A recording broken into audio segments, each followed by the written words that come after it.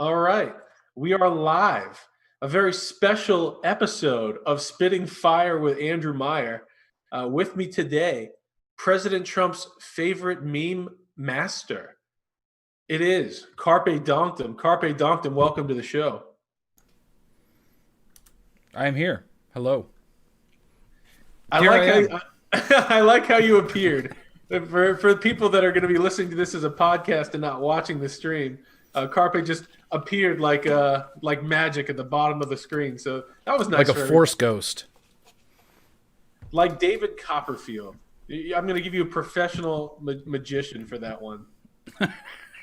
Yeah, I don't know about that. David Blaine. Okay, Carpe. Now that we have you, there's a lot of things I've wanted to ask you for quite some time. All right. Now I've been doing this show for a while. Oh, I'm and one not of the- taking questions. no questions. No, you're fine. Go ahead. Carpe Go is ahead. here for commentary. One thing that I've been asking everybody that comes on this show is to tell me who they loved in professional wrestling growing up. And we know politics is all professional wrestling for the most part. But I Right. find that talking to people, especially in this realm, about who they liked in wrestling, it reveals something about like their character or just something. So I know you must have watched pro wrestling as a kid. Who'd you like as a pro wrestler? Oh, you're gonna love this. I didn't watch pro wrestling as a kid. No. Nope. I didn't I'm watch any stunned. pro wrestling. Nope. I didn't watch any. It was really not my thing. But I mean, it's all right. If I was gonna pick somebody from like that era, I was like Andre the Giant. But that's mostly because he was in Princess Bride.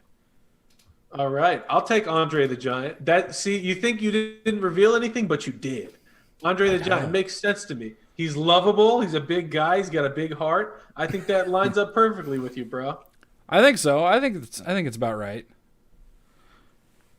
By the way, I'm trying to pull up the Periscope here so I can monitor I'm doing the comments and same. stuff. For people that listen to this as a podcast and don't know, I'm doing something new and innovative that no one has ever done before. And if you say someone else has done it, it's impossible. I'm live streaming, and then we take the live stream, and that's how you get this podcast if you're listening to it later on. So Spitting Fire with Andrew Meyer is live with CarpeDonktum. That's what I'm putting out on the old Twitter. How do you like the name of the show, by the way, bro? I like it. It's not quite as good as Carpe's Corner, but I mean it'll do in a pinch, right? Yeah, I don't have your alliteration, but I think a rhyming scheme worthy of Muhammad Ali. I think it's pretty dope. I like it. So you're interviewing guests and stuff like that. Yeah, we've had Anomaly, Luke Rudkowski. I took an old Scott Adams interview I did, and I shoehorned it in there before this was this. But I think it fits the tenor of the new show. And yeah, I'm very pleased with the way things are going. And yeah, we're out now we are live on Periscope. We're live to the world. So yeah, this is Sort is of freeing, isn't it? Yeah, it is. Especially because, And stressful. I've done shows with other people, like as part of something, like when I was doing Cernovich News or when I was doing live streams with other things. And it's like, you got to keep the tenor of somebody else's program. And doing this is just like, this is the most fun thing in the world. That's why I really wanted to do this show in the first place. I just want to build a space where people can talk, have fun. It's like, yeah, we could talk about politics. We could talk about whatever. But it's just a space for the people that are in the fight all the time to like relax and have a good time. Right. Well, I've enjoyed doing my show. It's been fun. I've actually this is the first live that I've done in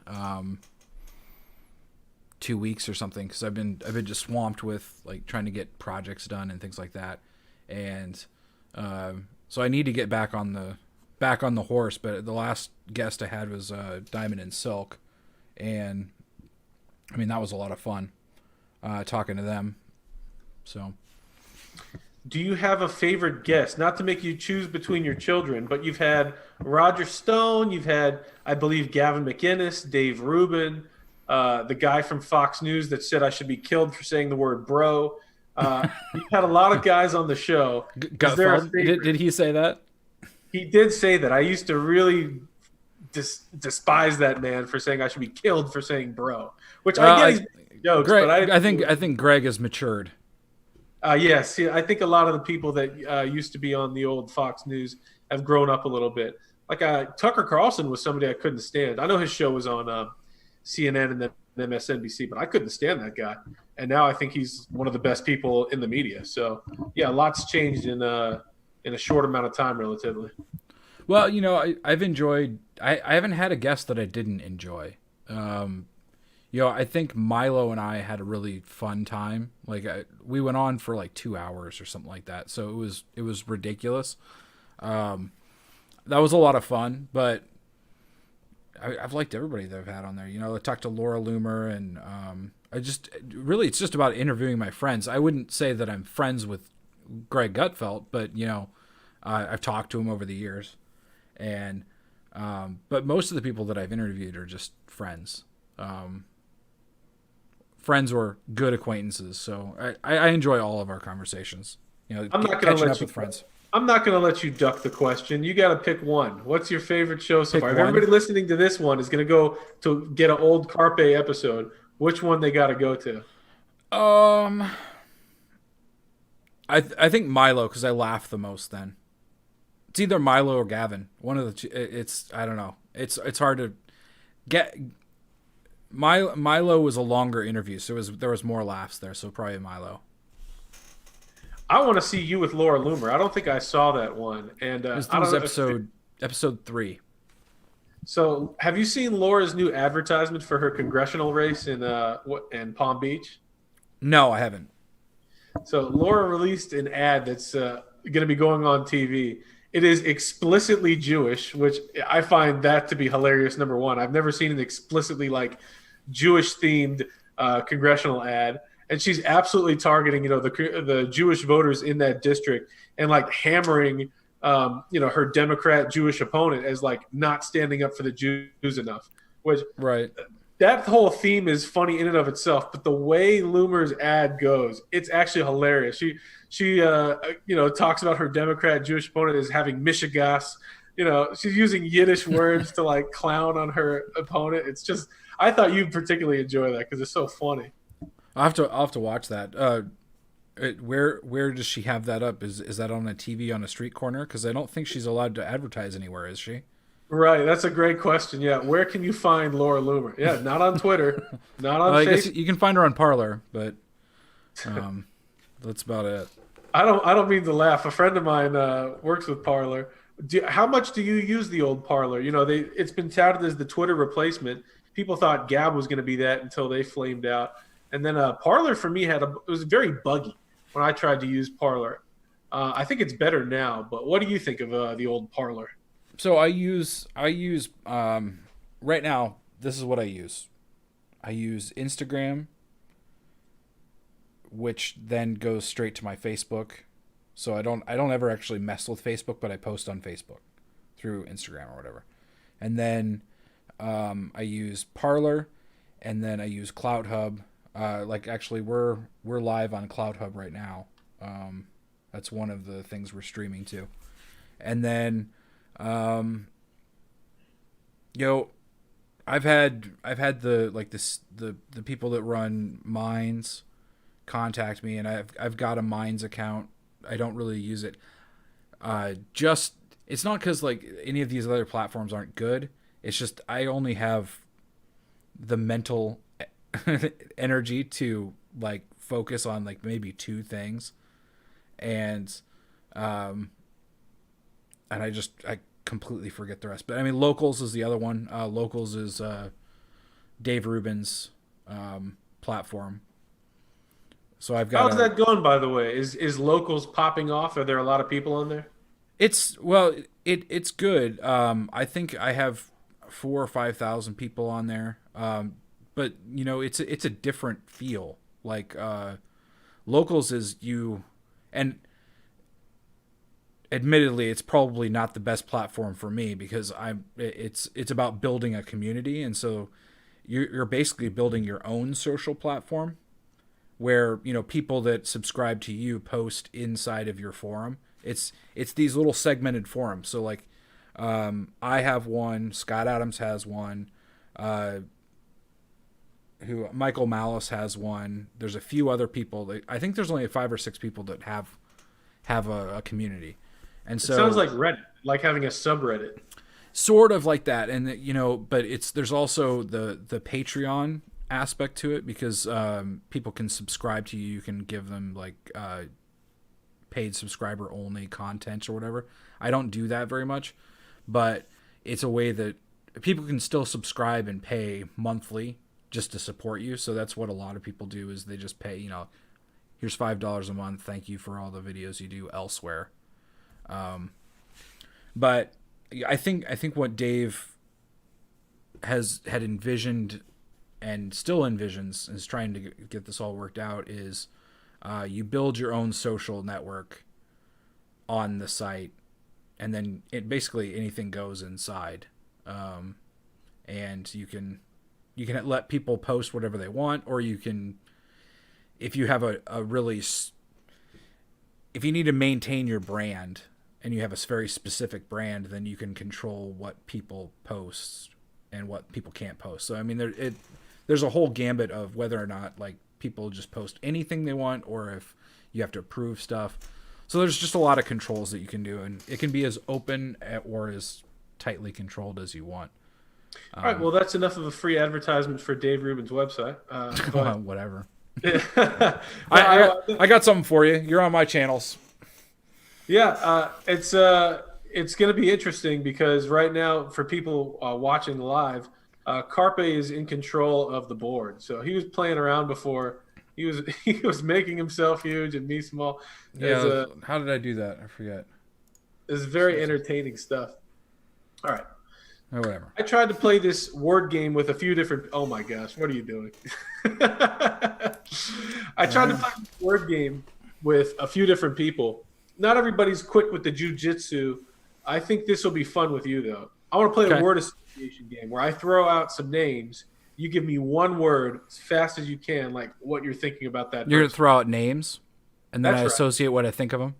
That's right. Okay. All right. We're going to do a verbal Rorschach test. So, real quick. Top of the head. Elon Musk. Memes. Kanye West. Nothing. I really top of the head. Yeah. Rap. I don't know. That's fine. I don't think much of Kanye. He's not. I like him fine, but he's not on the top of my head all the time. Good. President Trump. Power. Power. I like that. Power. That's a good word. People for some reason don't think of him necessarily that way. But yeah, most powerful man in the world if you think about it. Yeah. Jared Kushner. Probably frail. He seems sort of frail. I don't know. I don't know him, but that's the first thing that comes to mind. Joe Biden. Who? Sleepy Joe Biden. Exactly who? Yeah. I don't think that there's a chance in hell that Biden wins. I think, I've known for a long time, just from I've talked about this on other podcasts, but I've known for a fact that Trump is going to win.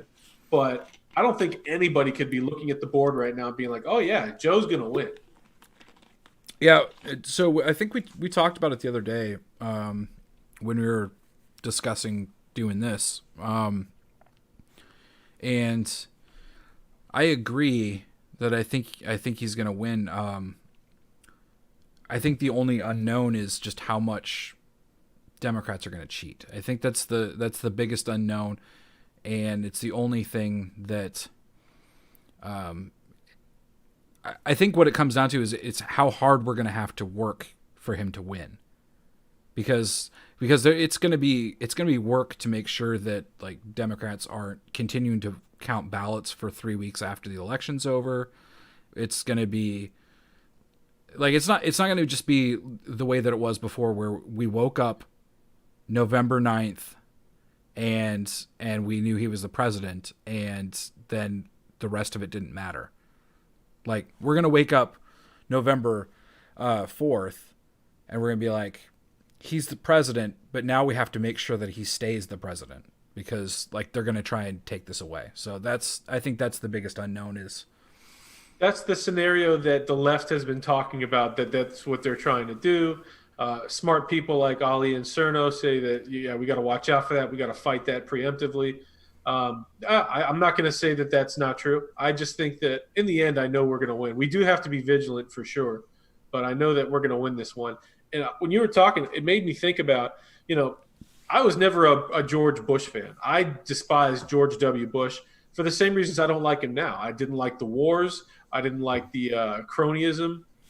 There's a lot of things I didn't like about George W. Bush. So, I didn't understand how awful the Democrats were also when I was young. And, Right. I wanted Bush to lose. And when he won the first time, I didn't like it. And when he won the second time, I was like apoplectic. I was like, I can't believe that he won again. And I'm just thinking now, imagine that for all these people that have been going nuts for Trump. Like Trump won the first time and they lost their minds. They've been getting worse. When he wins again, what do you think is going to be the reaction of the people on the left, Carpe? Well, I mean, it's going to be more of the same because I mean we've been watching the reaction now for 4 years. The reaction has not changed at all. The people still can't believe that he won in 2016. Now, as far as Bush, I wasn't really either way about him when he first got elected. I was not surprised at all that he got a second term because John Kerry was just an awful. He was a Biden-esque type of candidate. Like Yeah, he I'm not didn't a have fan of anything John going for Kerry. him. Not a Yeah. fan of John Kerry. And then, but I was not surprised when Obama won. That was not a shock to me. I think there were some conservatives that were shocked that he won, but McCain was a terrible candidate too. I mean, we put forward another Biden, our own Biden in 2008. So I think we're all capable of not predicting or not seeing past the end of our nose and not figuring out that we've got things wrong. But I think violence is coming is what's going to happen with Democrats because we're in a completely different place than any of those elections. Those elections were there was still a peaceful transfer of power. There was still some sort of faith in the left had faith in some sort of system and that a system was actually a good thing. And I don't think we're there anymore. I don't think the Democrats actually think that a system is the right way to do things. That it's just an anarchy kind of thing. Yeah, they've been, making noise that they're being cheated, but I think they know they're not being cheated by Trump, that the election's going to be legitimate and they're just going to lose.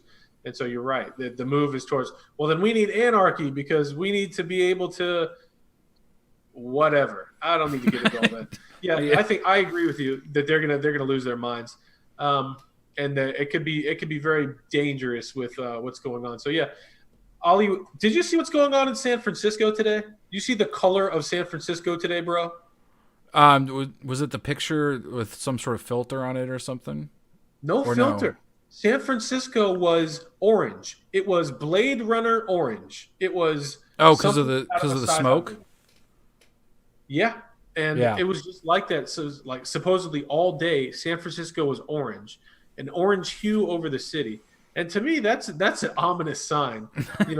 Ali said it, and I agree that if you're living in San Francisco right now, you need to take that as a sign and get out. Well, I think if you have a brain still left and you're living in California, the best possible move would be to move to a swing state somewhere before the election. Ha. Yeah, But- that'd be good timing for people. Leave California behind and move to a nice swing state where you can make a difference. Because California is just California is falling into the sea, and you should just let it. I was just gonna say, in Superman, everyone said Lex Luthor was the villain for trying to nuke California into the sea, but maybe he was the hero, Carpe, the entire time. Well, yeah, in the 70s there was still California was still a red state, wasn't it? Yeah, So California was a beautiful place to be. yeah, yeah. He was a villain then. He's not so much now. I think he had the right idea now. But Okay, Carpe, I'm getting wise and mellow Carpe, which is good because people don't understand the depth and wisdom of Carpe. I've been saying for a mm, long time you're underrated and slept on, but I want to get fiery Carpe. What's it take to draw the fire out of Carpe and get you riled up these days? uh, I can't do it on demand. I don't know what it would take. I think you would you'd have to get me really riled up about something. This is the general. I don't even know if you've even seen like riled up me. Have you? I did see you pissed off one time. We were at Yeah. the club outside of Oh, I was really pissed then. Yeah. yeah, When they we wouldn't let were me in. When they wouldn't let me right. in because I had sandals on, That's and they're like, right. "No, you can't come in."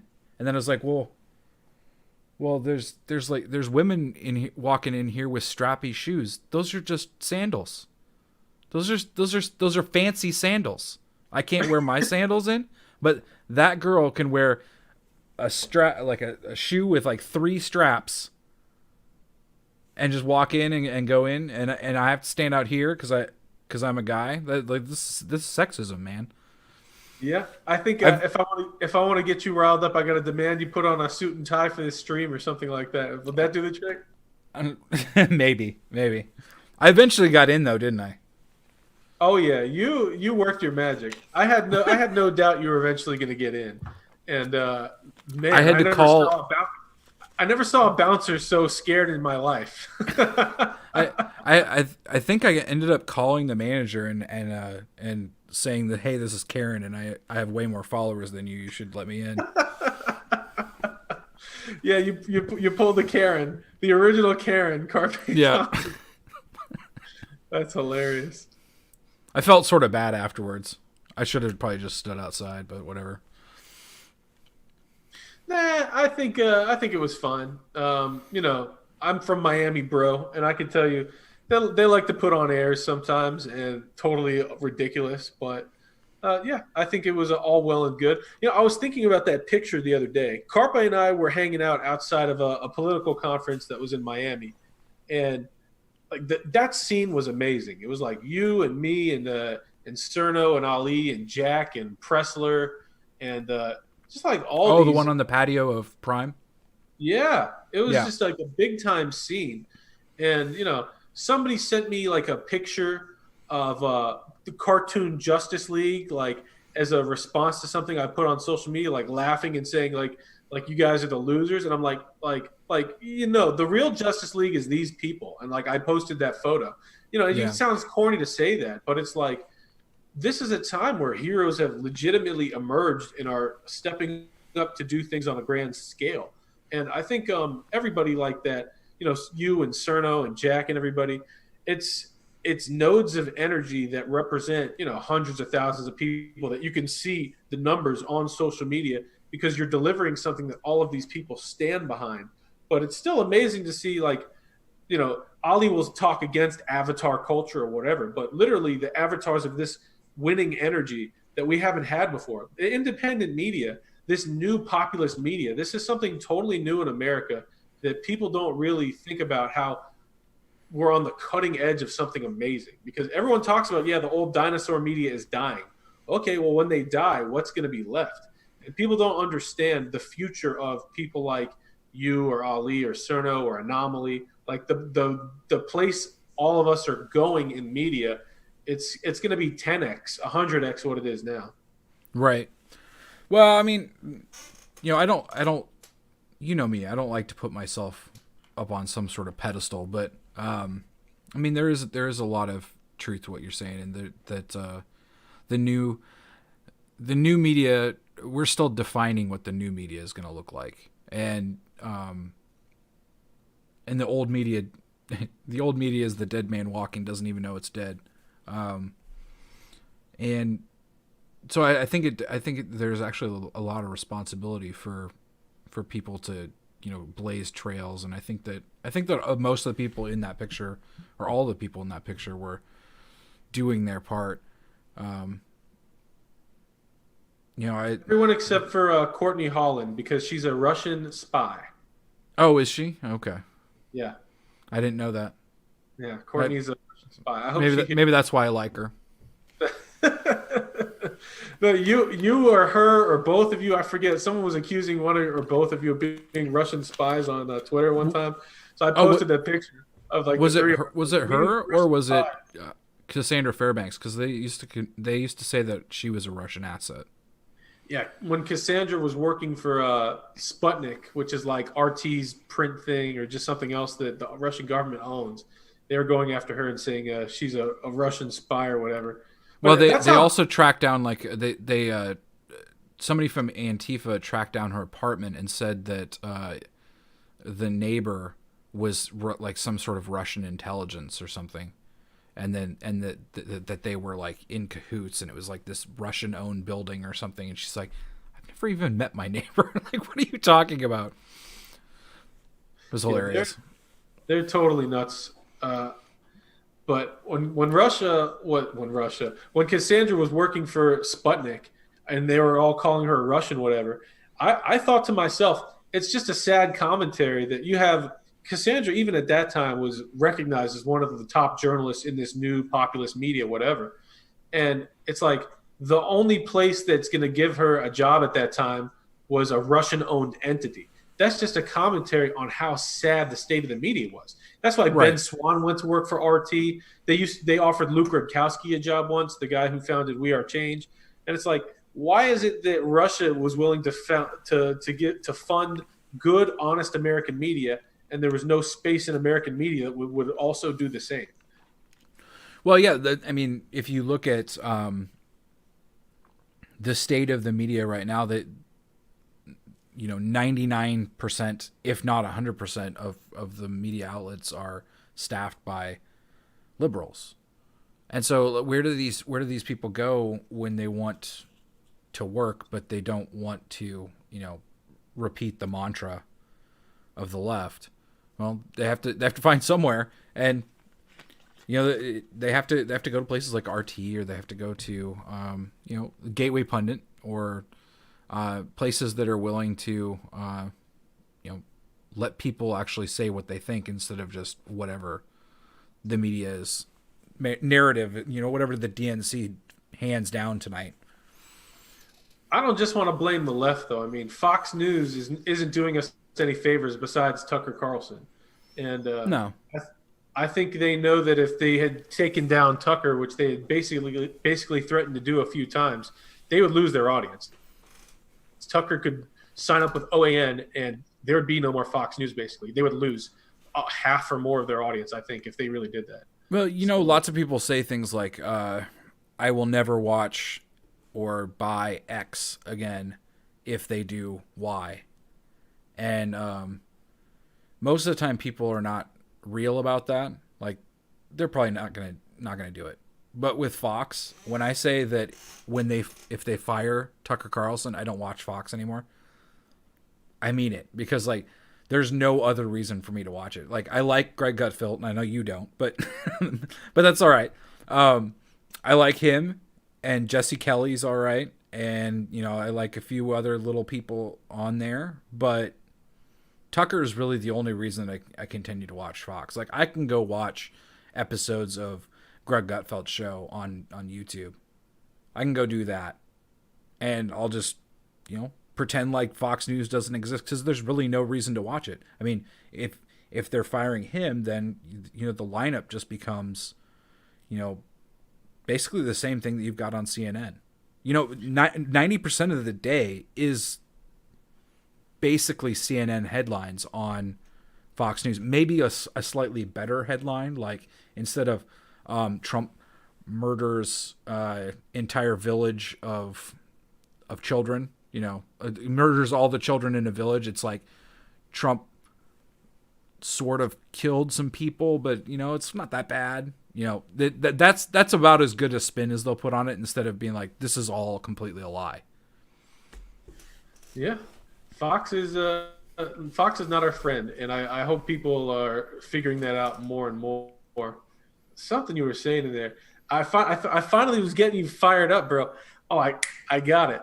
When we were in Miami, one of the greatest things I've ever seen is someone there that was actually a producer for Sean Hannity was going after Mike Cernovich and saying, "How dare you say this about Hannity? How dare you say that about Hannity?" And just this room full of like amazing men. It's like Cerno and Ali and Jack Posobiec and you and me and Enrique Tarrio, like all these guys. We're all just looking at this person that's a producer for Sean Hannity, like trying to bitch out Cernovich and being like, "How dare you disrespect the great Sean Hannity?" All of us just looking with utter and total disdain. That I hope is the future of the media. All of the real people united and looking at the fakeness and being like, "What are you doing?" Well, you know what? I actually like Sean Hannity. I think he's probably a good guy, but like, I can't watch his show because if I watched the show last night, I watched the show tonight, and I watched the show tomorrow. And TikTok, Carpe, TikTok, the whole deep state. They're getting arrested. Just wait another 40 years. No. If you just wait till next week, it'll happen next week. The deep state's going down next week. That's when it's going down. But yeah, the sad thing is, like, the psychology of doomsday cults. It's like if you promise something that doesn't come to fruition, if you just say, "Oh no, actually the date, it's 2 weeks later," you keep about half of your following. But I question, if you do that over and over and over again, does it continually have your following? Like, okay, I made another fake promise, didn't happen. No, that's why you have to keep making up new stuff. The way to keep the way to make the like, hold on. If you promise, the way to make the con keep going is you have to get a new follower base to replace that half that you lost. So you have to come up with, you have to attract the new followers. So that's how the con keeps going. Is you go, "Oh hey, we lost 50% of you guys, but hey, I got you guys that are still here. You go get all your friends," because the ones that stay are the ones that are, arguably not that smart. Yeah, so instead of Sessions is going to lock them all up, it becomes the Durham report. Durham's going to get them. Let's post this picture of Durham with his beard 40 times, and that'll scare. Yeah, that'll do the trick. It's going to be Durham. I just realized talking about this, Sean Hannity and Q are. Oh my God! Don't make me go there. I think Sean Hannity is Q. Sean Hannity is QAnon. I think that's what we just figured out, because there's basically no difference in their message. Just wait 30 years and Barron Trump will indict the entire deep state with secret indictments from the future. That's Q and Sean Hannity. They're one and the same. Well, the thing that I don't want to spend a full hour like just bagging on Hannity, but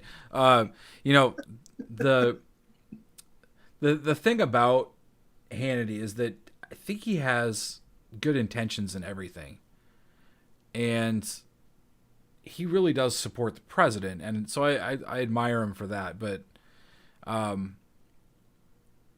he's like the what trying to say what he is. He's like the diagnosis murder of news. It's news for people right before older people right before they go to bed. It's the boomer news, and he wraps it all up in this nice package, and everybody gets to sit down and watch the episode. But it's the same premise. I don't know. I think about Sean Hannity, and I think about that story that Trump used to tell about when Mitt was in his office begging for his endorsement. And if he thought to himself, if I said, "Mitt, drop to your knees," he would have done it. Right. That's kind of what I think about Sean Hannity. That's why he gets the Trump interview, because he's willing to, Sean, drop to your knees and ask me easy questions. Actually, I think it's what's the Andy Griffith one? It's the mystery one. The mystery with Andy Griffith. What's that show? Matlock. He's more like News Matlock, but Sean Hannity is News Matlock. These are the discoveries being made on Spitting Fire with Andrew Meyer.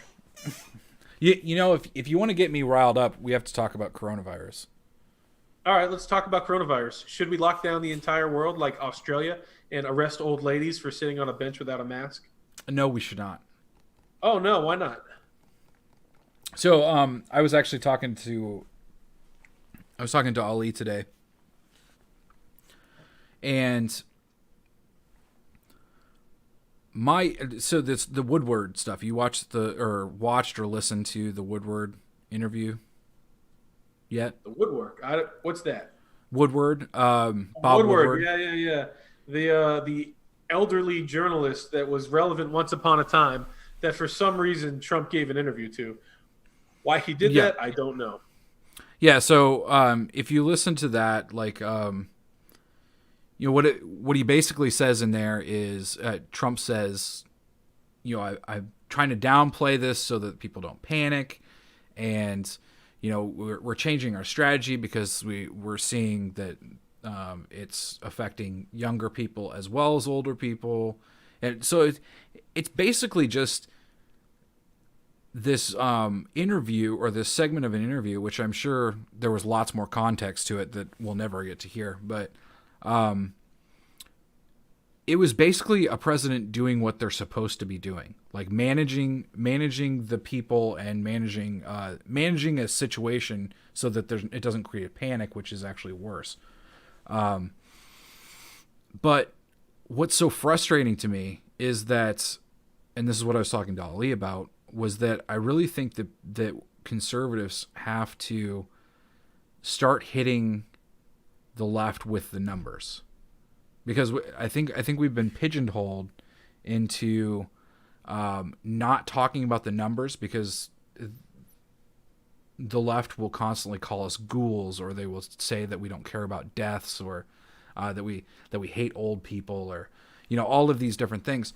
But the numbers are what's actually important.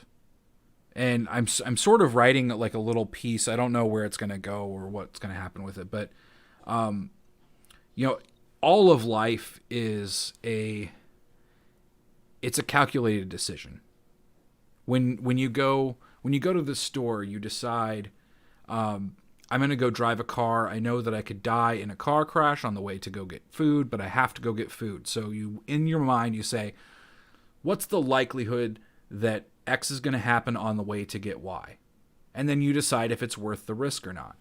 And what the news is doing with coronavirus is they're removing that equation, or that part of the equation. They're just saying, look at all of these deaths. They shouldn't have died, and it's all Trump's fault. And then if we say, well, but hey, let's look at the numbers in context, then they say, you can't be a cold calculating robot. You have to feel with your heart. And that's and then they try to turn that around on you to say that your argument is invalid because you're not feeling enough. And I really think that conservatives need to really push back on that and say, no, the numbers actually do matter. The numbers such as 180,000 people dead, right? It's a big number. But if you take the top 200 cities, how many people died per top 200 cities of population? Well, that's less than what? That's less than like 1,000 per city. So 1,000 per city over the course of 4 months. Is that a big deal? Because that's the context we're not seeing. Is 1,000 people in a large city over the course of 4 months, is that a big deal? We know that the number's huge when you see it up on the screen, but people have such a bad idea of like the context of what those numbers mean in real life. And I think it's going to be rough on some people to do that, but I really feel like we have to put those numbers in context just so that we can get some people to stop freaking out, because that's what's driving me the most crazy, is people freaking out and telling me that I'm some sort of jerk for not taking I it gotta to the tell nth you, degree. I think it is important that we still, stick to the facts and give people the facts. And some percentage of people are open to learning and will figure it out. Yeah. But I was saying this to my wife the other day. What they've done with the mass media, if you are these people that are like mid level intelligence, you read the New York Times or you watch the news on MSNBC, whatever, you think you're smart, but these people are actually deeply ignorant. They're deeply misinformed, and the left, the military industrial complex, whatever you want to call them, they have weaponized these ignorance bubbles. They have been cultivating these ignorance bubbles for decades now, and they have truly weaponized them for the first time. So everybody that went to college and took a sociology class, and the conclusion is white people are evil. Now they're weaponizing that. You're getting people on the streets doing violence, and all the black community that was told white people are evil, and that is now being weaponized as well.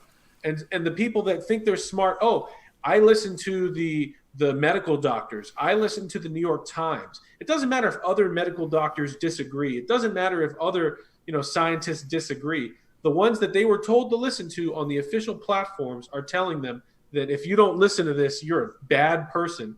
So they've created these ignorance bubbles, weaponized them, and given them moral legitimacy, moral outrage, and these people love it. They love being these like Victorian freaks that can tell other people, if you don't live your life this way, you're a bad person. It's the religion of the left coming out and weaponized like never before.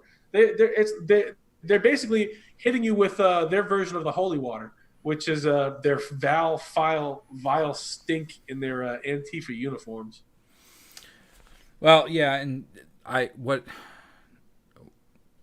have conversations with my wife about this every other day now, because I think we're both tired of all of it. But my personal Facebook is populated by, I would say, 70 to 80% liberals. Like, I don't live in a bubble on like just my personal Facebook, because I grew up in the middle of Iowa in a college town, which was sort of a liberal place, sort of a liberal haven in the middle of red country there. And so I get very frustrated when I'm looking around and I'm scrolling through and I'm just looking at these people and I'm like, how can you believe this crap that you're saying right now? Where they're just being like, oh, I'm just so worried about my kids going back to school and getting sick. And I'm like, have you not even paid attention? Like, because like I have 2 hands and 5 and 10 fingers, right? Like, I wouldn't need to use all of these to count the number of children who have been hurt by this. So again, I don't want. This is the time when people will say, "Well, you're just a ghoul. You love kids getting hurt," and I'm like, no, that's not what I'm saying. I'm saying that in order to live your life, you have to do risk assessment, and even if you pretend like you don't do it, you're still doing it. Everything you do in the day is about some sort of either risk or cost analysis, and so if I decide that I'm gonna eat toast, do I eat toast before I drop the kids off at school or after? Well, do I have time? All of those things go into a calculation of like 1 second.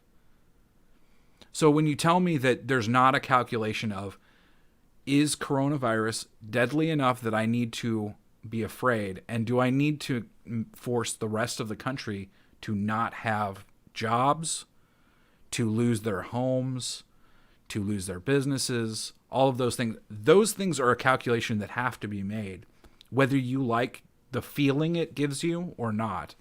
And those are the things that frustrate me to no end, is that people can't see those things. And I saw in March, or actually probably February or April, that I did the cost benefit.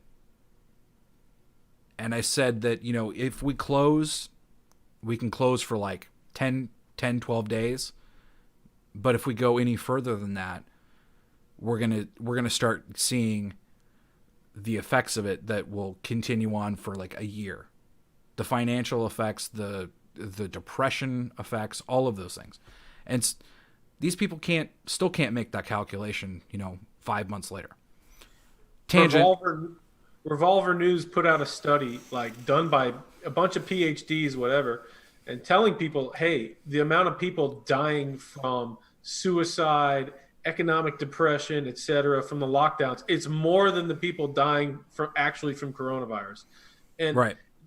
it doesn't matter. These people that are, left and right is not anymore so political. Spiritually, left and right, and everybody knows this. Left is the side of judgment, right is the side of mercy, and the left is the negative side. And that's what it is. The people on the left are so selfish. They don't care.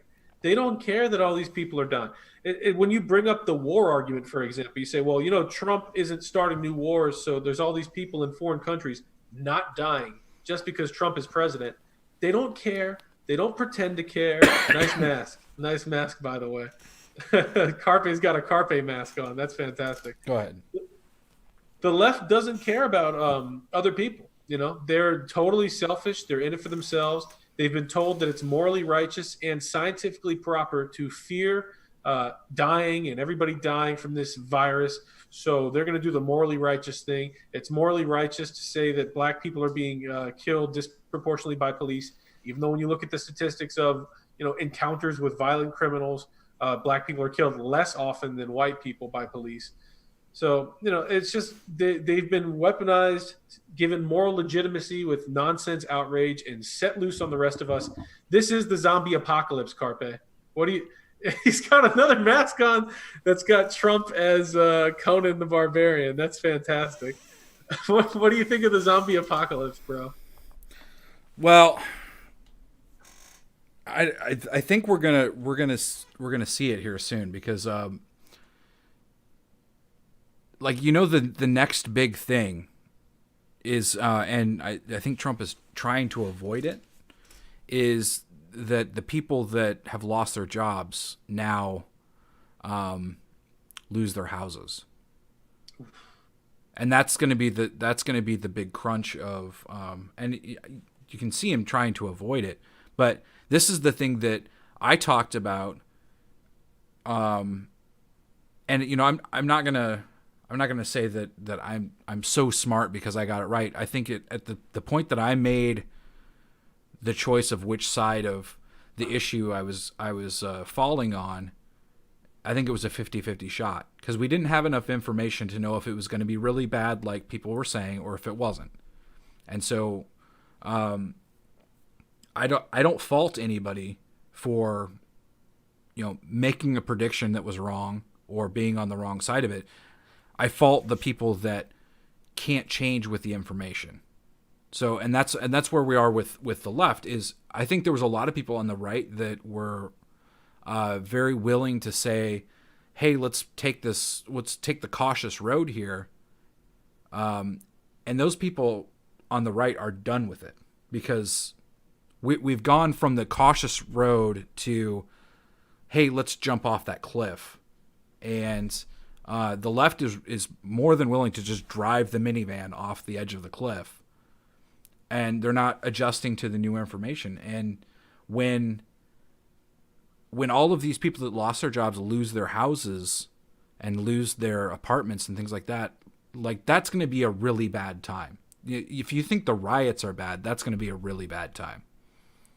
I've been saying for a long time that the lockdowns and all that, they're going to end exactly on November 4th. That's when it'll be safe to go outside again, is the day after the election. But the more I think about it, the people driving this, they're scooping up all the businesses. Amazon is replacing local businesses all over the country, Uber Eats or whatever else. They're scooping up the marketplace. The people driving this, fake science fanaticism, they have every motivation to keep this going, to bankrupt America. I don't think they're ever going to unlock people's brains and say it's safe. I think they're going to keep this going as long as they possibly can. And that's something that I've talked about as well with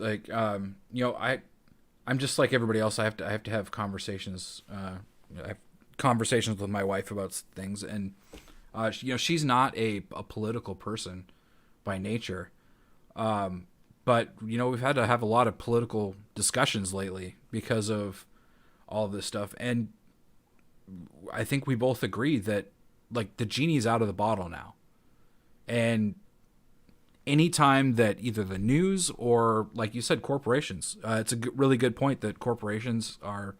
I mean, now is a great time to invest in business real estate, as people are foreclosing on their mortgages and all that kind of stuff, and their businesses are closed. But in the future, what stops people from, or the news from, just saying, "Oh, hey, there's this new one and it's even worse than Corona," and you're like, "Oh my God, Corona was nothing." Well, anything could be worse than that. Well, this one's gonna kill us all, so we have to go back under lockdown now. And then just as soon as that's over, then you go to the coronavirus is coming back around. We have to be careful again. And like, well, it already picked off most of the population that was most predisposed to most vulnerable, most predisposed to have an issue with it. And I mean, there's a reason that we went from what I think it was 145,000 people in the course of 3 months, and it's taken us 2 months to go up to like 180. So I mean, we're, by any measure, we're on that the slowdown phase, and it's not like we're doing anything differently. It's not like we're doing so much better now. It's just people are doing normal things, and you're seeing a lot of people, that myself included, that put the mask on as they walk in the door, crumple it up, put it in your pocket as you walk through. Yep. You do that thing, and then nobody bothers you in the store unless Karen's there, and then Karen gets mad. But most people are treating this like it's not a big deal, because it's not. So I don't know. It's all very frustrating, and it makes me very angry. I almost got the fire out of you. I got close to getting you to go Super Saiyan. So Yeah, no, I don't think you're even close. I'm not that. I don't have my dial turned up to 11 today. Well, it's like nothing's surprising anymore. It's like we've been in World War III, this war of consciousness, for like 4 or 5 years now. It's like nothing's surprising. Veterans on the front line smoking cigarettes, like, yeah, we could get shot anytime. God forbid. It's like we've seen so much for so long that nothing is shocking, nothing surprising. Even though the left still does somehow find ways to shock with like new levels of depravity. So, yes, they still do things that are surprising sometimes, but it's just like they had Trump as a rapist trending today on Twitter, so that was pretty cool. Any particular reason, or are they just recycling the cards? No, that the crazy lady, Sarah. Yeah, she's done some sort of. The Justice Department took over the defense or whatever, and so everybody was like, he needs to resign. He's a rapist, and like, did you watch her interview with what's his name? Anderson Cooper. Anderson Cooper, like, where he couldn't even finish the interview because it was too insane. Yeah, that was a nutty one. She said that like he accosted her in a clothing store, like a department store, and wasn't it like the exact same story as an episode of television or something? Like she copied something, I think, to come up with this crazy story. Well, and she also there was a point in there where she said like he asked her something about it, and she said something about it not being like not like a real rape or something, and you're like, what? And then she said something about it, rape being sexy, and he was like, whoa, okay, well, we're gonna go to a commercial break. But yeah. So somebody asked on YouTube how old we are. I was thinking to say this. I haven't gone through the live stream comments or anything on any of this because this is going to podcast and whatever. But I was like, you know what? For the first time, Carpe is running the show right here with the board. I'll let you bring up the comments if you wanna throw things out there that people are saying. They asked how old we are. I am Yeah. 5,000 years old. I'm 30, 38. I heard Cerno said the other day like he's spiritually 1,000. I am spiritually 5,000 years old. I need everybody to know that. Yeah, I don't know. I don't know if there's any other comments in here. I don't know that I want to go all the way back through them. I just saw that one, but If you see anything else interesting, let me know because you have a fun audience. So well, why not? it's all on like 19 different platforms. So, that's the rough thing about not getting kicked off my biggest platform is that now I'm all like scattered about the universe. That I've got 50,000 here, 40,000 there, and it's sort of hard to reach the whole group anymore. But Yeah, I'm still upset that you got kicked off Twitter and haven't been brought back. If people don't know, I did this Periscope that's still getting traction. It's like the last tweet from the Gavin McInnes account on Twitter, and he's banned from Twitter too. So there's just an account on there for his legal defense. And so when people look up Gavin, they find this Periscope that I did where I am absolutely going livid on President Trump for not taking action. I think there should be an FEC investigation into Twitter, an election investigation for election interference. They're clearly using their monopoly power to go after all the funny Trump supporters. That's their number one target. I kid you not. There were two black Trump supporters that I follow that were banned the other day for they copied and pasted this funny copy pasta saying that they're this kind of that they all of a sudden they became a black Trump supporter, and it's just a copy paste funny thing. The black guy that's super funny, he's still suspended. The black guy that's kind of funny, he was brought back onto the platform. So it's like all of the funniest Trump supporters, that's like their number one target. If you support Trump and you're funny, you got a big time target on your back. And I'm super livid that Trump hasn't worked to actually get you back on the platform because CarpeDonktum did nothing wrong. well, that is correct. I did nothing wrong, and you know, and I don't know if I'm gonna get angry about this, but we'll see. But Super Saiyan, I need it, bro. I'll tell you what is so frustrating is watching, and again I was talking to Ali about this today is watching Twitter and not being able to speak up. That's what's really frustrating to me is like I still check the hashtags and stuff like that. I don't have a second account. Let me show you. So this is what Twitter looks like to me. So I don't know if you can. Yeah, you got to move the phone the other way. Suspended. It's just a box that says So suspended. yeah, but now if I click dismiss, it takes me to the feed. But look at where the feed is stuck. So it's like your homepage. My feed is stuck on June 23rd, the last day that I was there. So Wow. I can still search. So I can look for specific people and see what they're posting now, but I can't look. The most frustrating thing is that I can't see what all of my people are posting. I have to go search for them individually to see what they're posting, and then I have to read through like all their profiles and everything. So You got to use my real news list. I made the list of the best people to follow. Carpe is on the list. yeah, of I people can't add anything either. I can't make any sort of changes to my account. But so anyway, I don't have a backup account or anything like that. I am not violating their terms of service, but I still check the hashtags and I still look at trending things.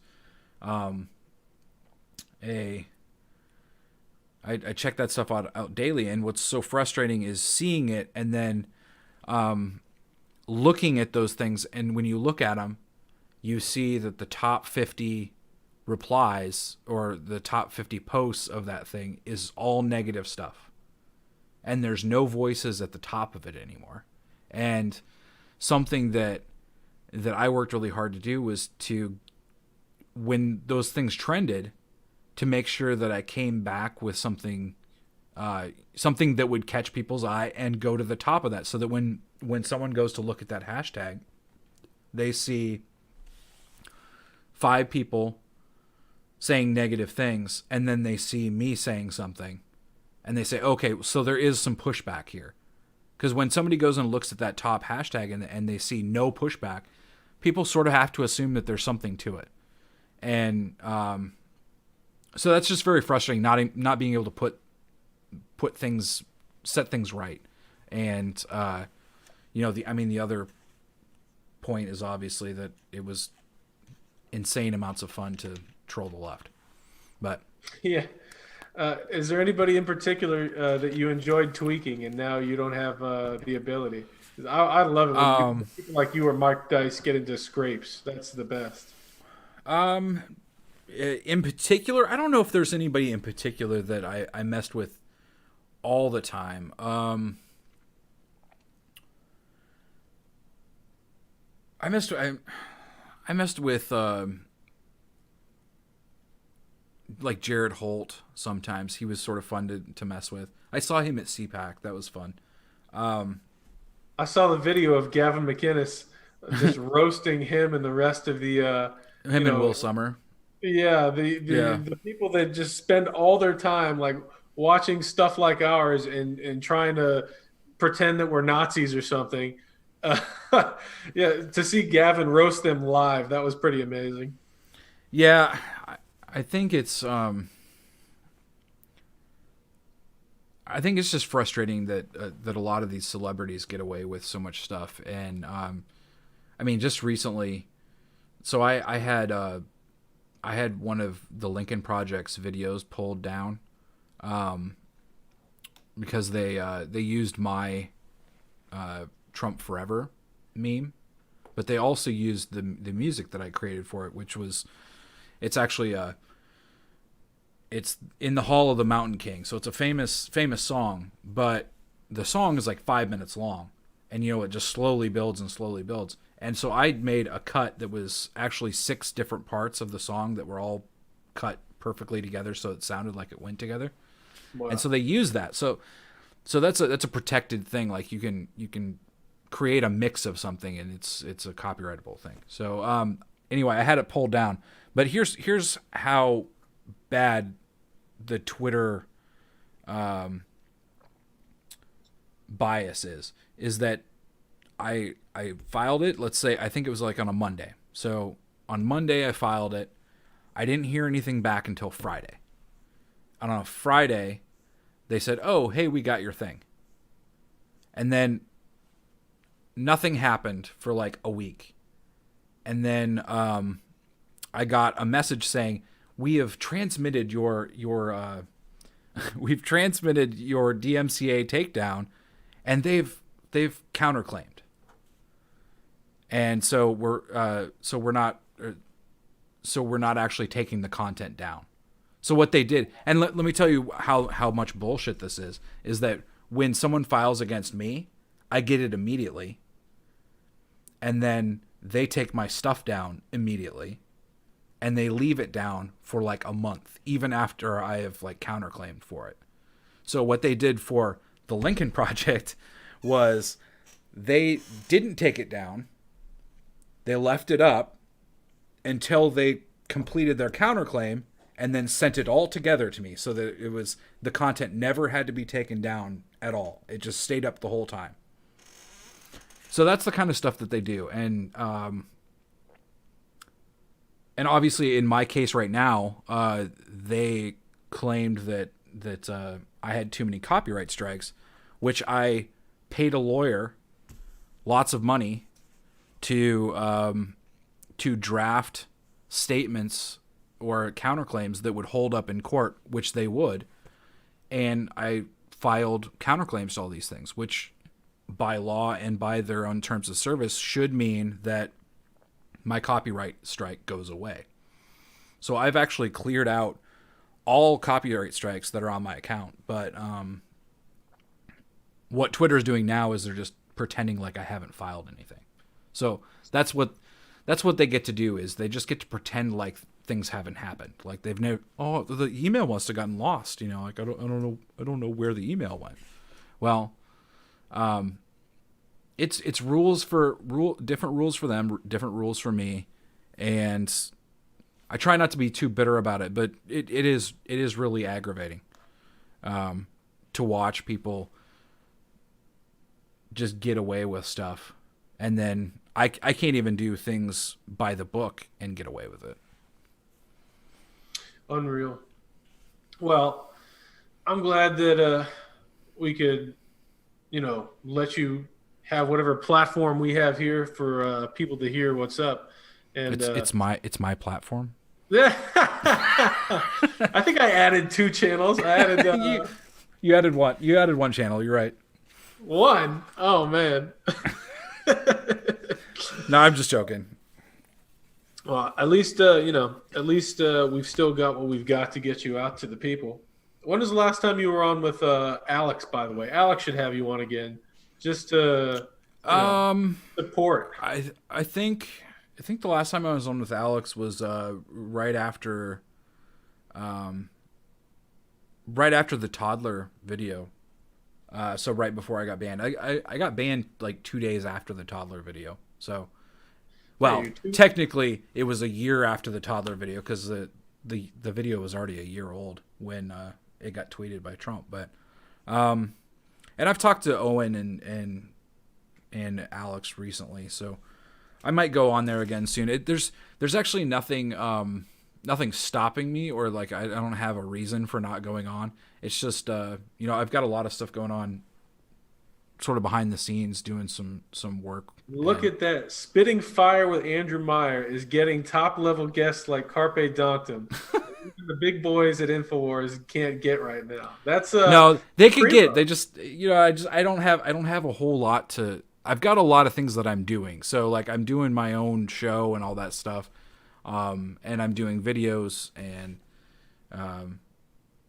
so I don't know. There's not really a reason for it. What about Tim Pool? You talked to him at all? I think he should have you on too. So I haven't talked to him for a long time, but Malice was on there the other day, and he texted me and said that Tim wanted to have me on the show at some point. So I think they'll get in contact eventually here. So I think I'll be on there at some point. Yeah, do the right thing, Tim Pool. Free Carpe. Help free Carpe. Get him out there. All right. Since I got you, and the show is called Spitting Fire with Andrew Meyer, CarpeDonktum, who is your favorite rapper of all time? I know you've got just so many, a Rolodex of rap. Who's your favorite rapper of all time? Tech Nine. Tech Nine. Very nice. I like Tech Nine. He's a Kansas City guy. I like his speed. I like all of this stuff. Very cool. I like that answer. Man, this has been Tupac is good too. Somebody said Tupac, but I mean, I'm really not much of a rap guy, but I like Tech Nine. I'll tell you this, that Tech Nine did a show in Des Moines, Iowa, and it was probably 90% white dudes. So I guess he makes rap for white dudes. So I fit in. It reminds me of a comment that Lil Wayne made one time. They were asking him about racism in America, and he was like, I have these concerts, and you look out, and like all my fans are like, there's so many white people that, the idea of racism in America was just destroyed for him. He's like, my fans are all white. So, and he talked about like a police officer that was white saving his life. So it's like, yeah. The whole idea that America is such a racist country is just so ridiculous. If you look at anything with any kind of rationality and don't just believe the news saying that, oh, they're executing black people. Like, Jacob Blake had a knife and he raped a woman, but he's a hero now. It's just they've reached the level where they can say anything. We were talking about this before the show started. They can point people to Cardi B, someone with no musical talent. Right. Not, I don't even think she's attractive, and 75 million followers on Instagram. It's like, wow, they could tell you, hey, that toaster over there, that toaster's the new thing. Y'all got to follow that toaster on Instagram, on Facebook. That toaster, important person telling you what to believe in America. And you're like, yeah, follow the toaster. Are y'all on that new toaster yet?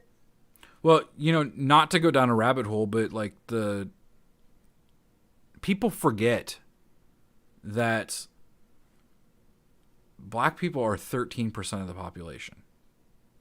So there are more white fans of things than there are total black fans of things in almost every case. There's more white rap fans than there are black people.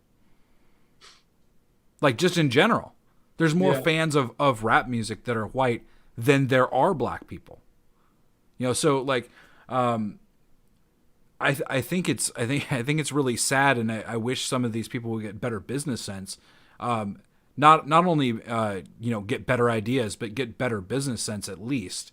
That when you decide to turn it into like an anti-white or anti anything really, like, you're cutting out a huge demographic that's part of your fan base, and I don't think some people realize that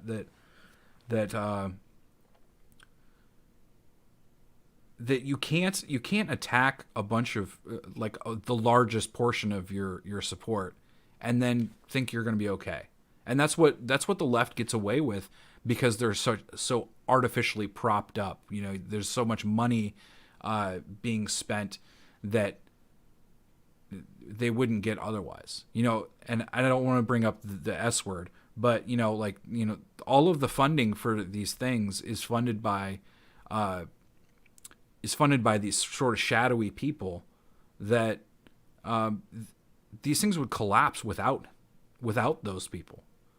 Like, Planned Parenthood would not exist if it weren't for donations from all of the Democrats and for taxpayer money. They just wouldn't exist. Like, I've done the math. Like, they wouldn't stand up. The abortion portion, which that's a weird thing to say, but the abortion part of the money pays for all of the other stuff. It's not the other way around. They can't. They talk about doing like we're the number one women's health care and all of this kind of stuff. That stuff would not pay to keep the whole place running.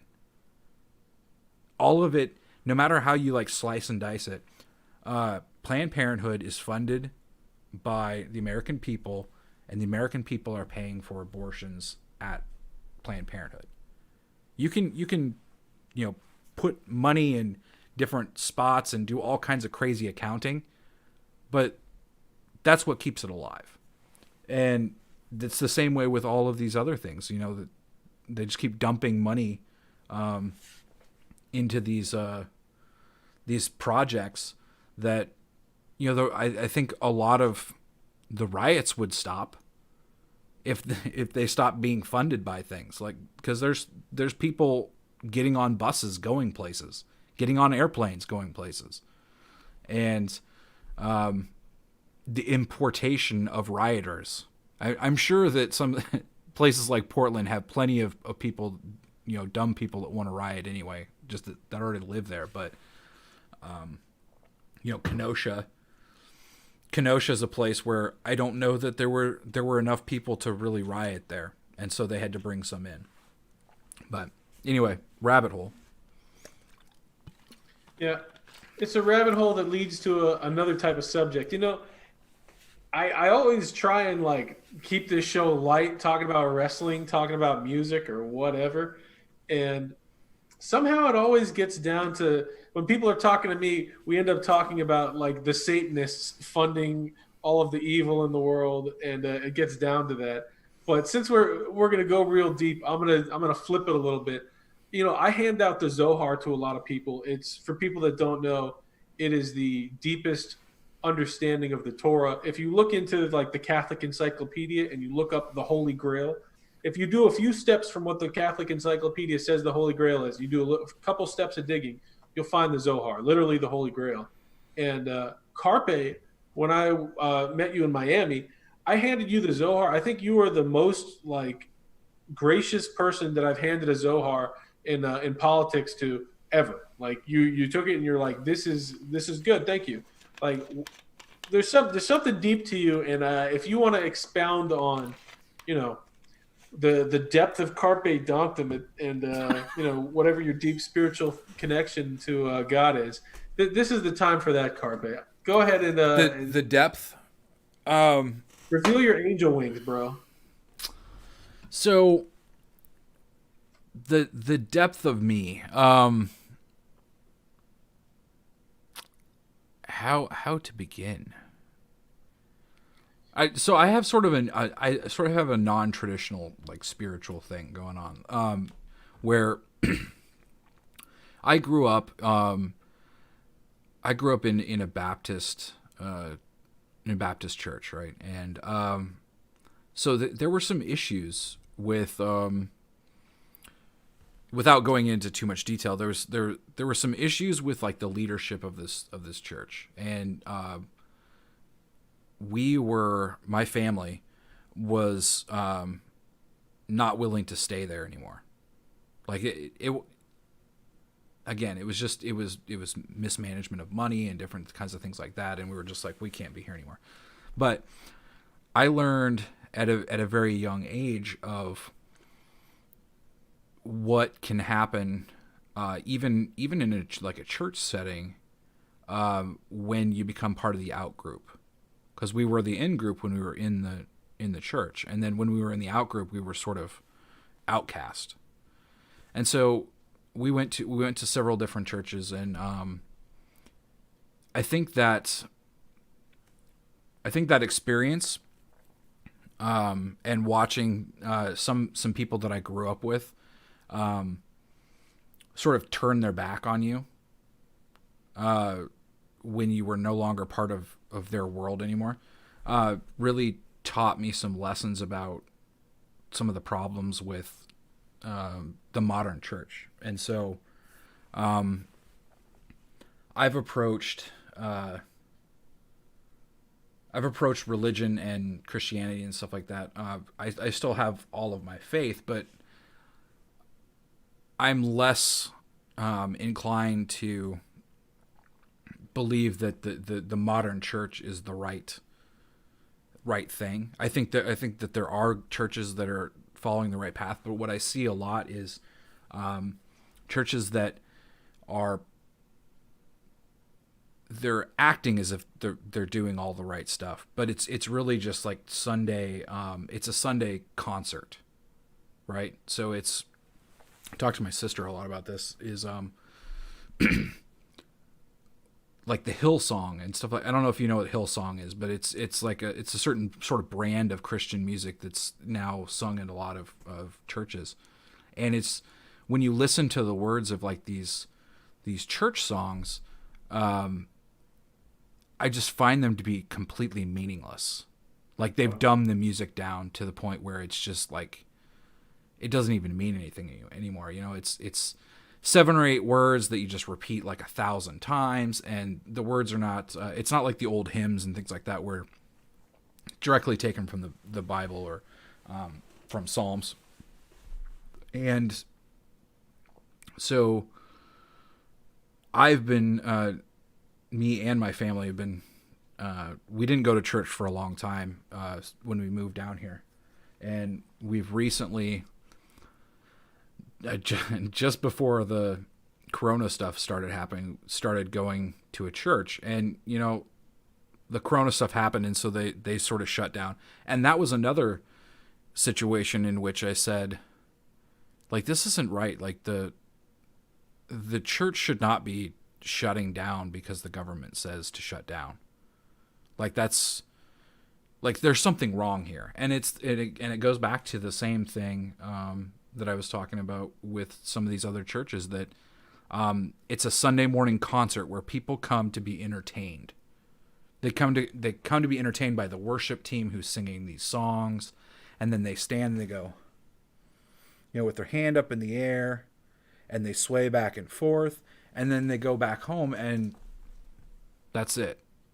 And I think it's a common problem, but I think that churches, I think there are a lot of churches that have fallen into this trap of, that's really all they are anymore. It's a Sunday worship concert that you and all your friends go to the concert on Sunday, and then you go back home and you do whatever. So yeah, I think that my sort of spiritual journey has been trying to figure out where is the best place for me, and I still don't think I've found it as far as like a church and things like that. But my faith has not gone anywhere. It's just I have to work. I think I have to work harder to find people to to talk to and to minister to and things like that, and people to what is the word I'm looking for? I'm looking for worship with, and you can do that with, you don't have to worship at a church necessarily. You can worship it like with a small group, or fellowship is the other word I was looking for. To have fellowship with just a small group of people, and so trying to figure that stuff out, and that's sort of been, I guess, my journey. I don't know how deep I am, but I do understand. I'm steeped in Christian knowledge and knowledge of the Bible and things like that. But I really try.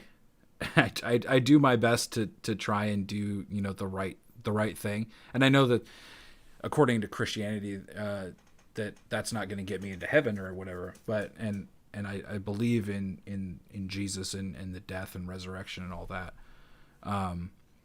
But in my day-to-day life, I try to do what I think is right, and I try not to compromise in any way that I can. And until I find a great place that other people think like me and don't want to sing vacuous, empty songs, I think that's what we'll have to do. I'll just continue to be here with my family and all that. You said that you don't know how deep you are, but the fact that you would totally reject something that's only surface level, it shows that you want to get the real thing. You want the deep connection. You want something true, and that's what I love. I love people that are fully there, totally into the deepest level of yourself. I didn't come to this world just to toil and work and not create something for the next world. And the only way you do that is really by digging deep and looking for the real thing while you're here and making sure to take actions.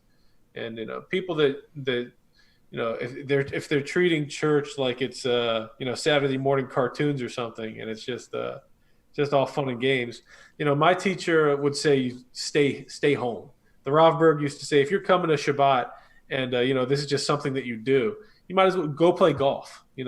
If you're not Right. really looking to achieve something, if you're not really looking to try and get some kind of spiritual wisdom or light, then why bother? Go play golf. So Well, somebody said, somebody commented, according to Christianity, question mark, question mark.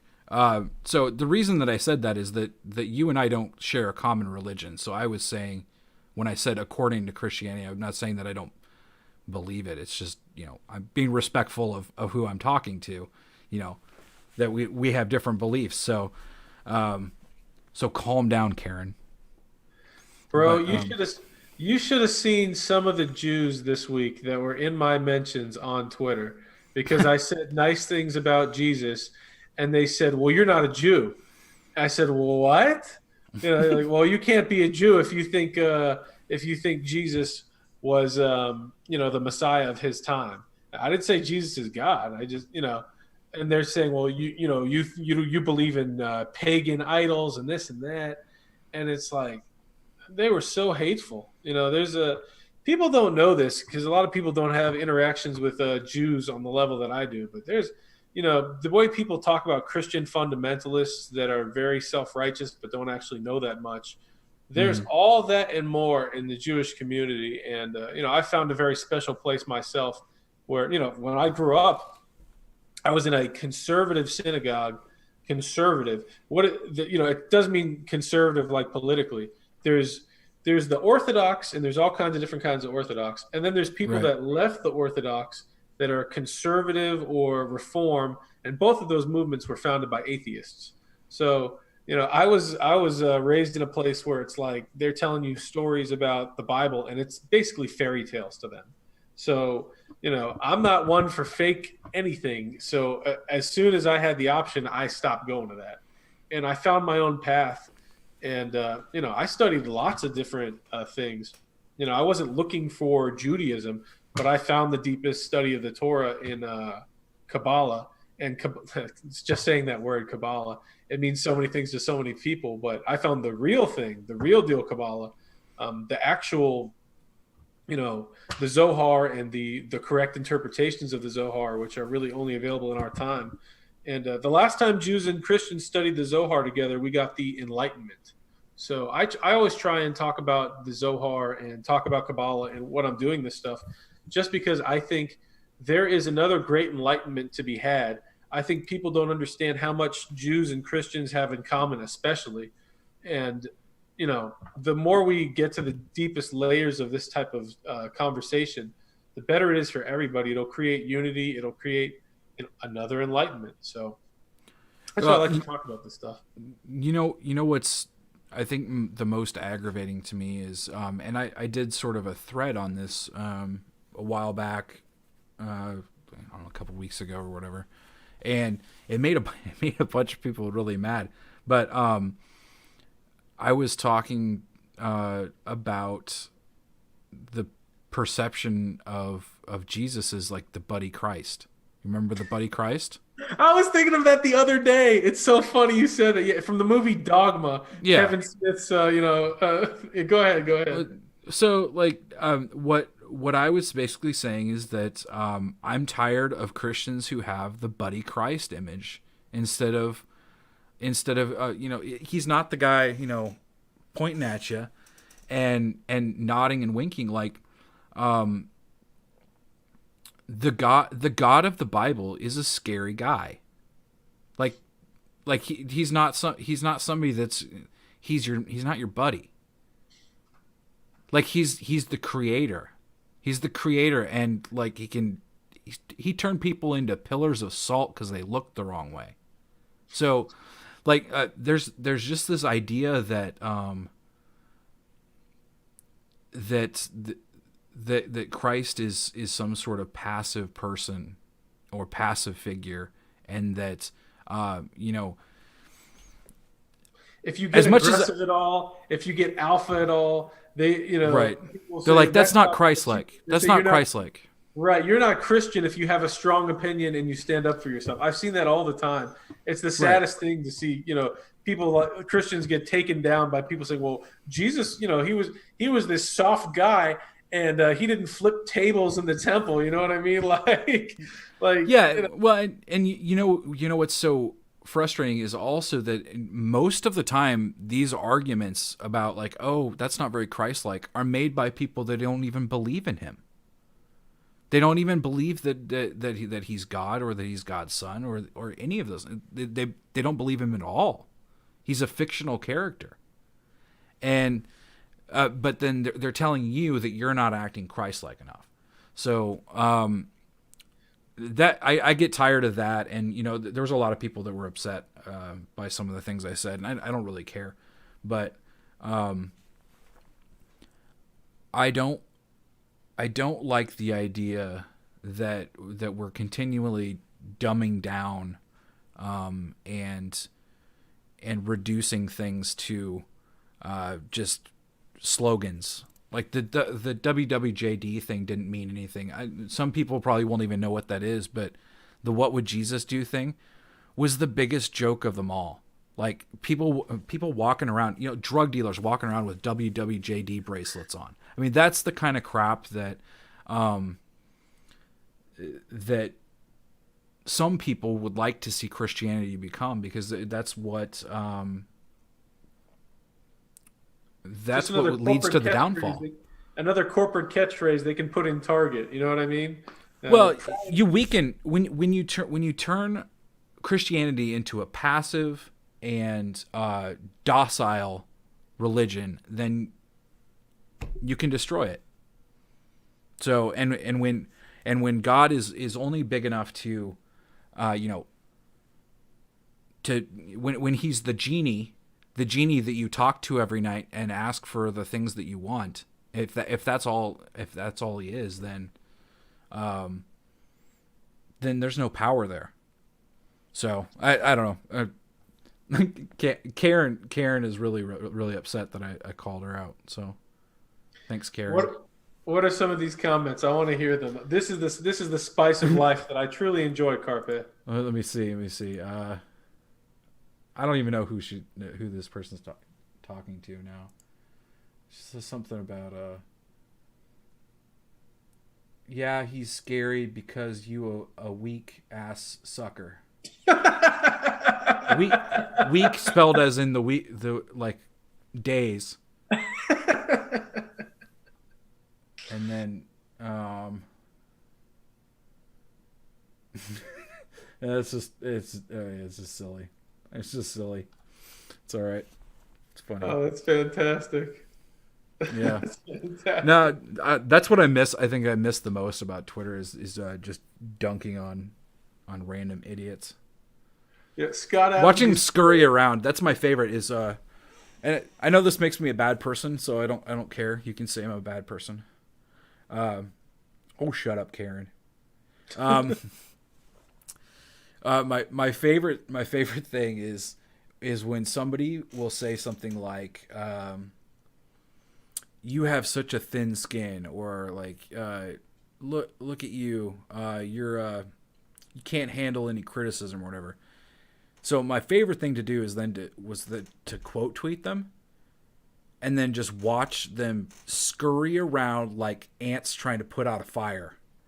Like just, oh my god, because they're like, they get 5 minutes of attention that they've never had before, and that's like it's like 1% of the attention that I get all the time. And I'm talking about negative attention here, not positive attention. Right. But they get 30 comments in 10 minutes, and it's like their entire world just fell apart. And I'm like, bro, I get 30 comments in a minute, and you can't handle you can't handle anything. You can't handle 2 seconds of what I get here. So don't talk to me about thin skin. They call you thin skin, so you fry them with like an ant with the magnifying glass. Fry them like an ant with a magnifying glass, and you're like, here, just have 5 minutes, 5 minutes of my life right here. So that's always fun. Oh, that's fantastic. Oh man, Karen's still talking. Karen's upset. All right. I was about to wrap it up, so since Karen's upset, this is a good time to plug my book. I think people should go and get Don't Tase Me, Bro. Carpe, you made the trailer for my book. I did. Do you want to tell the people if they should go and get it? I think you should go get it. Yes. Carpe endorses Don't Tase Me, Bro. Real questions, fake news, and my life as a meme. And for people that don't know, I'm getting the benefit of talking to the entire meme world right now. And this book, My Life as a Meme, I'm one of the top writers of this generation. It's not a joke. It's not me tooting my own horn. I'm a fantastic writer. I wrote this book to be like Harry Potter, so that you could read it in one sitting and go, "Wow, that was a great story." You learn something from it, and you can pass it along. And I think it's a great accomplishment in this ADD era, where it's like you could say I actually sat down and finished a book, all of your friends will be very impressed that you finished a book. Not you got a book, that you finished an entire book. Carpe, what do you think about all that? I can't read. Well, I never learned. well, you should have had Dolly Parton sending you free books to your house when you were a kid. You never heard about that? Mm-mm. Yeah, Dolly Parton sends children free books. If anybody is listening to this and didn't know that, don't let your kids grow up illiterate like Carpe. Get free books for That's your right. children from Dolly Parton's Yeah, foundation. because I'm doing so poorly. Thank you for coming on. This has been a lot of fun. I'm going to say, where should people find you? I guess most of the people listening to this probably already They already found you, but they've already found me. for the people listening to this on my platforms, where should they find you, Carpe? Um, you can find me at CloutHub, Parlor, Locals, Instagram, Facebook, basically just everywhere but Twitter, which was the only important one. So Everywhere else. Well, I get to see you now on Facebook because when I use Facebook for things sometimes, usually it's just a black hole of nonsense on Facebook as opposed to Twitter. But now you're like my top thing on Facebook, so you've made it worth going there. So if you're on Facebook well, good. and you're watching this, definitely follow CarpeDonktum. I finally got it fixed. It was broken for so long. Like my Instagram was disconnected from my Facebook, and so nothing would post to it. And finally, somehow magically got fixed. So we're doing all right over there. Your posts are literally like the best thing on Facebook. So if you're listening to this on Facebook and you see CarpeDonktum's name in the corner here, CarpeDonktum, go follow him. Go seize the donkey. And I think on that note, we can wrap it up. Carpe, thank you again so much. And everybody else, see you soon on another Spitting Fire with Andrew Meyer.